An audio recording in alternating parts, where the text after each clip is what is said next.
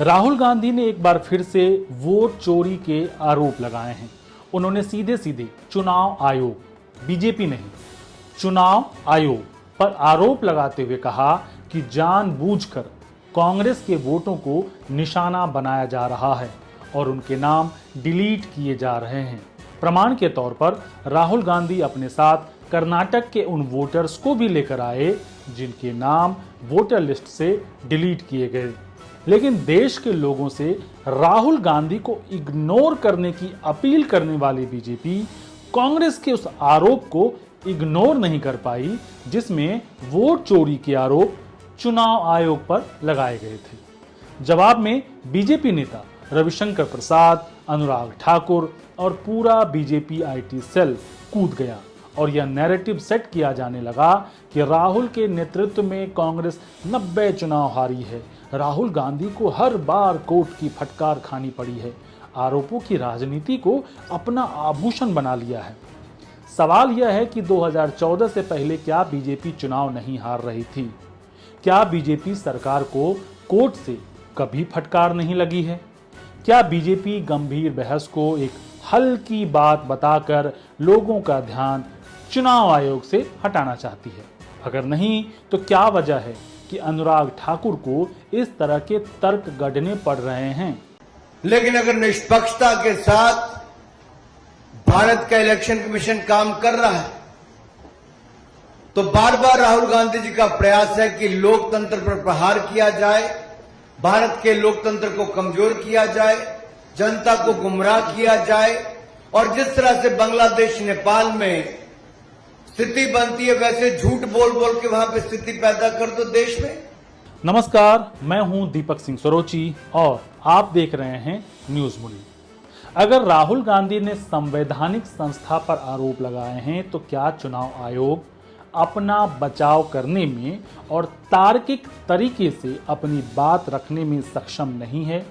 अगर नहीं तो फिर इतनी बड़ी संस्था को टैक्स पेयर्स के पैसे से चलाने की क्या जरूरत है? राजनीतिक पार्टियों को अपने फंड से ही ऐसी संस्था चलानी चाहिए।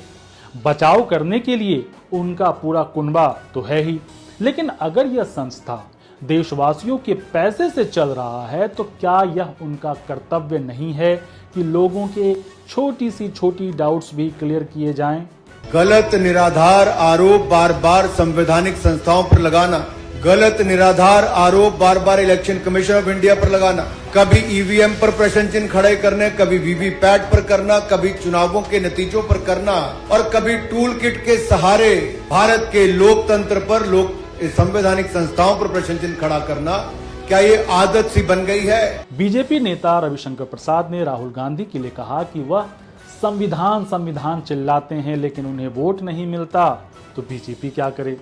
राजनीति में ऐसे आरोप प्रत्यारोप ठीक भी हैं। कांग्रेस को वोट नहीं मिलता तो बीजेपी तो उसके लिए प्रचार करेगी नहीं, लेकिन फिर वह अगली ही लाइन में कहते हैं कि राहुल नेता प्रतिपक्ष हैं, उनके कुछ राजनीतिक मूल्य होने चाहिए। एक राजनीतिक पार्टी दूसरे पार्टी को मूल्य का ज्ञान दे रही है, वही पार्टी जिसके मंत्री देश के गद्दारों को गोली मारो ... वाला राजनीतिक मूल्य दिखा रहे थे, जिनके सांसद लोकसभा के अंदर एक मुस्लिम सांसद के लिए यह कह रहे थे, उग्रवादी सिरे ले रहे हैं, उग्रवादी बोलने नहीं दूंगा कभी खड़ा होगा, ये बता रहा हूँ, उग्रवादी कटवे। क्या इस घटना के बाद आपने रविशंकर प्रसाद को राजनीतिक मूल्यों का ज्ञान देते सुना था? अव्वल तो मनोज तिवारी के मशहूर गाने रिंकिया के पापा ही हौस दिलखिन की तर्ज पर हर्षवर्धन जैसे गंभीर और संवेदनशील नेता मुस्कुराते रहे। जिस पार्टी ने गाली गलौज, बिदुड़ी और गोली मारो अनुराग ठाकुर को अपना सिपाही बना रखा हो, उसे रामानंद सागर जैसी बातें करने का कोई हक है या आप तय करें। लेकिन आधे अधूरे वीडियो दिखाकर देशवासियों को पप्पू बनाने का सिलसिला कब तक जारी रखेंगे? एक बात आज जो राहुल जी ने बातों में मान ली है और अपने जवाब में कहा, वो कहते कहते हाइड्रोजन बम एक तरह से फोड़ गए अपने ऊपर। वो कहते मैं लोकतंत्र बचाने नहीं आ रहा हूं। लोकतंत्र को बर्बाद करने की तैयारी है क्या राहुल गांधी बिहार चुनाव से पूर्व लोगों को यह विश्वास दिलाने में कामयाब हो गए हैं कि वोट चोरी हो रही है? अमित शाह की रैली में भी ऐसा दिखा। जब एक सवाल के जवाब में लोगों ने कहा वोट चोरी, तब अमित शाह को भी विषय बदलना पड़ा। अभी अभी ये राहुल बाबा यात्रा कर गए ना भाई। यात्रा का विषय क्या था उनका बताओ तो जरा।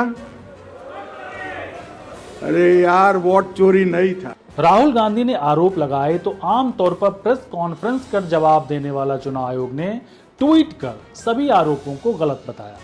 जवाब में राहुल गांधी ने ट्वीट करते हुए लिखा, बहाने मत बनाइए और कर्नाटक सीआईडी को जवाब दीजिए। क्या यही वजह है कि आरोप चुनाव आयोग पर लग रहा है लेकिन जवाब बीजेपी दे रही है? फर्ज कीजिए कि आपने कहा कि पुलिस एफआईआर दर्ज नहीं कर रही और कोई नेता और मंत्री उसका बचाव करने लगे, तो आप क्या सोचेंगे? क्या आपको लगेगा फला मंत्री और नेता के दबाव में ही पुलिस एफआईआर दर्ज नहीं कर रही है? क्या आपको ऐसा लगता है कि कभी भी कोई संस्था किसी सरकार के दबाव में काम नहीं करती? इस सवाल का जवाब अनुराग ठाकुर से ही सुन लीजिए।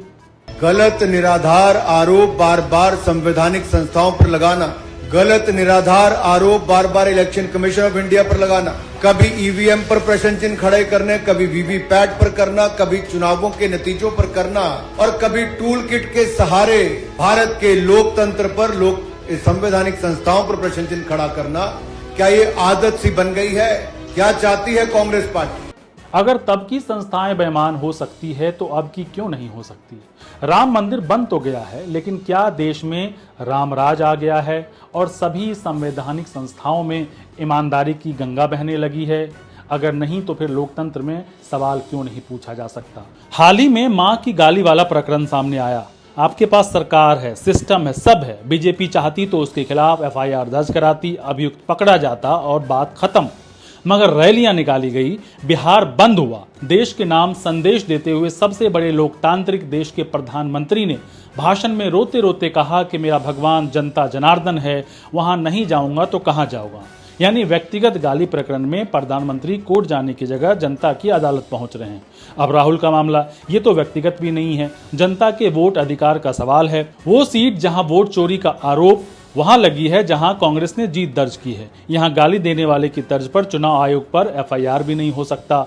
लीगल इम्यूनिटी है उनके पास। आखिर में राहुल के पास जनता जनार्दन की शरण में जाने के अलावा चारा ही क्या बचा है? आखिर में तय तो जनता को ही करना है कि उनके अधिकार सुरक्षित हैं या नहीं। राहुल जाएं तो जाएं कहां? आपको यह वीडियो पसंद आया हो तो हमारे चैनल को सब्सक्राइब करें, लाइक करें और शेयर जरूर करें। अगर पसंद नहीं आया हो तो कमेंट करके बताएं कि मेरी तपस्या में कहां कमी हो रही है और आप किस तरह के मुद्दे देखना चाहते हैं। अगर मुद्दे आपके इलाके से हैं तो कमेंट करके बताएं, हम उसे भी उठाएंगे, क्योंकि न्यूज़ मुनी पर आवाम वीआईपी होगा, नेता नहीं। आप हमारे वेबसाइट newsmuni.com और newsmuni.in पर जाकर खबरें भी पढ़ सकते हैं। हमें सपोर्ट कीजिए। धन्यवाद। नमस्कार।